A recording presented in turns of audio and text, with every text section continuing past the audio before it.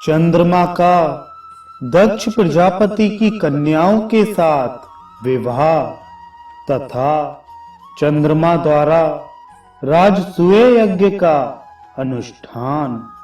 सूत जी कहते हैं, तदनंतर प्रचेतानंदन दक्ष ने चंद्रमा को अपनी 27 कन्याएं, जो रूप लावण्य से संपन्न तथा परम तेजस्विनी थी, पत्नी रूप में प्रदान की।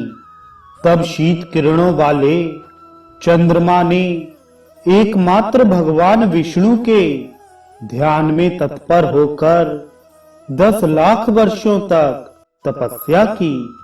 उससे प्रभावित होकर भगवान जनार्दन परमात्मा नारायण वे श्री हरि चंद्रमा पर प्रसन्न हो गए और उनके समक्ष प्रकट होकर इस तरह बोले, वर मांगो।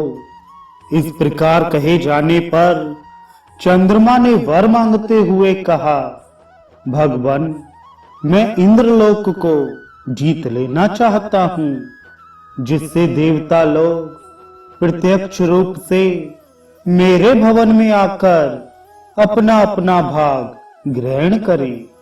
मेरे राजसूय यज्ञ में ब्रह्मा आदि देवगण ब्राह्मण हों तथा त्रिशूलधारी मंगलमय भगवान शंकर हम सभी के दिव्य रक्षपाल रूप में उपस्थित रहें। भगवान विष्णु के तथेति ऐसा ही हो, यूं कहकर स्वीकार कर लेने पर चंद्रमा ने राजसूय यज्ञ का आयोजन किया।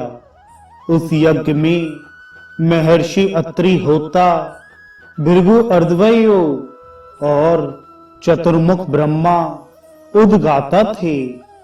स्वयं श्री हरि ने उस यज्ञ का उपद्रष्टा होकर ब्रह्म का पद ग्रहण किया। उस राजसूय यज्ञ में सनक आदि सदस्य और 10 विश्वदेव यज्ञ में सोमरस पीने वाले बने, ऐसा सुना जाता है। उस समय चंद्रमा ने ऋतुजों को तीनों लोग दक्षिणा रूप में प्रदान कर दिए थे।